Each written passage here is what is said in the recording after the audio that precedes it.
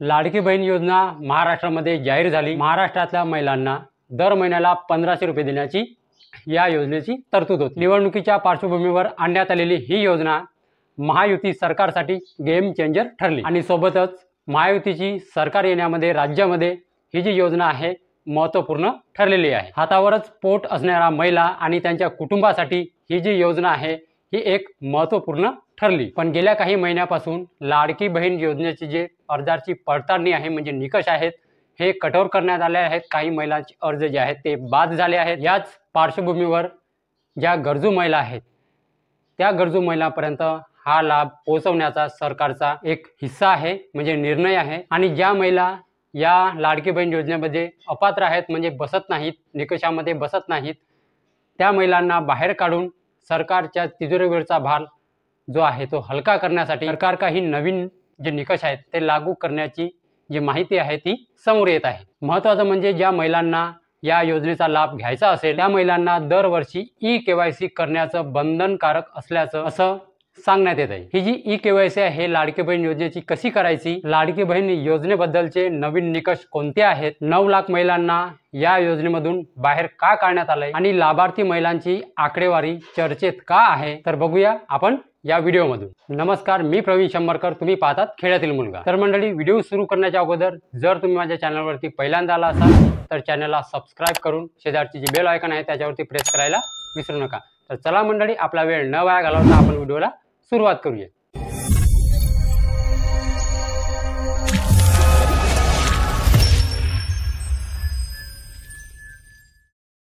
लाडकी बहीण योजना गेल्या काही महिन्यात कधी निकष बदलण्याच्या बातमीमुळे, कधी अपात्र महिलांना दिलेले हप्ते सरकार परत घेण्याची जी बातमी आहे आपण ते ऐकत आलो आहोत। तर काही या योजनेमुळे सरकारच्या तिजोरीवर जे आहे आर्थिक भार पडतो, तर ही योजना बंद होणार का? तर या काही गोष्टीमुळे जी लाडकी बहीण योजना आहे ती सतत चर्चेमध्ये राहत आली आहे। आता लाडकी बहीण योजनेची जी चर्चा होत आहे ती एका वेगळ्याच कारणामुळे। या योजनेचा जवळपास जुलै महिन्यापासून 2.5 कोटी महिलांना या योजनेचा फायदा झालेला आहे। मात्र या 2.5 कोटी महिला नेमक्या कोण आहेत याची जी आकडेवारी आहे ही चर्चेचा विषय झालेली आहे। तर या लाडकी बहीण योजनेची जी टक्केवारी आहे ती बघा, ज्या विवाहित महिला आहेत त्या 83% आहेत आणि ज्या अविवाहित महिला आहेत म्हणजे मुली आहेत त्याची जी टक्केवारी आहे 11.8% आहे आणि ज्या विधवा महिला आहेत त्याची जी टक्केवारी आहे जवळपास 5% इतकी आहे। या आकडेवारीनुसार घटस्फोटित निराधार महिलांचं जर सांगायचं झालं तर ती 1%पेक्षाही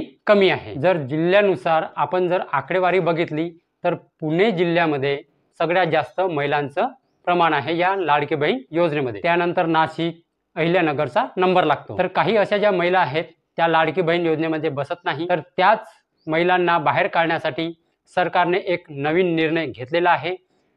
तो नवीन निर्णय म्हणजे दरवर्षी जून ते जुलै महिन्यात या लाडकी बहीण योजनेसाठी आपण लाडक्या बहिणींना केवायसी करणे बंधनकारक राहणार आहे। महिलांना लाडकी बहीण योजनेतून मिळणारा लाभ जर सुरू ठेवायचा असेल तर त्यांना दरवर्षी जून महिन्यात बँकेमध्ये जाऊन ही ई-केवायसी करणे बंधनकारक असणार आहे। दरवर्षी 1 जून ते 1 जुलै दरम्यान महिलांना ई-केवायसी करण्यासाठी मुदत दिली जाणार आहे। या दरम्यान ई-केवायसी करून जो हयातीचा दाखला आहे तो पण त्याच्यासोबत जोडावा लागणार आहे। हयात असणाऱ्या महिलांनाच या योजनेचा लाभ व्हावा, मृत महिलाच्या नावावरती या योजनेचा लाभ घेऊन सरकारची फसवणूक होऊ नये यासाठी हा निकष असल्याचा सांगण्यात येत आहे। पण ही जी ई-केवायसी आहे ती कशी करायची तर येणाऱ्या जून महिन्यापासून हा निकष पाळण्याचं बंधनकारक असणार आहे। तर ही जी ई-केवायसी आपल्याला कशी करायची आहे तर त्यासाठी लाडकी बहीण योजनेच्या पोर्टलवरती सरकारकडून एक लिंक उपलब्ध करून दिली जाईल या ई-केवायसीसाठी। त्याच्यामध्ये तुमचा आधार कार्ड, मोबाईल नंबर टाकल्यानंतर जो मोबाईल नंबर तुम्ही तिथे टाकला त्याच्यावरती एक OTP मिळेल। तो OTP टाकल्यानंतर ही जी ई-केवायसीची प्रक्रिया आहे ती तुम्हाला कशा प्रकारे करायची आहे ती ई-केवायसी जेव्हा फॉर्म उघडेल त्याच्यामध्ये तुम्हाला कळून जाणार आहे। ज्याप्रमाणे निराधार योजनेची, संजय गांधी निराधार योजनेची आपल्याला दरवर्षी तहसीलमध्ये जाऊन डॉक्युमेंट्स जमा करावे लागतात, त्याचप्रमाणे या लाडकी बहीण योजनेचे जून ते जुलै महिन्यामध्ये ही ई-केवायसी करणे बंधनकारक करण्यात आलेले आहे। तर सध्या या ई-केवायसीची लाडकी बहीण योजनेबद्दल सगळीकडे चर्चा सुरू आहे। तर या चर्चेला सध्या उधाण आलेलं आहे। तर बघूया जून ते जुलै महिन्यात, जून महिना आल्यानंतर आपल्याला खरंच ई-के-वाय-सी करावं लागणार का? ही सगळी बातमी जी येत आहे ती खोटी ठरणार आहे. आपण पाहूया जून महिन्यात आल्यानंतर.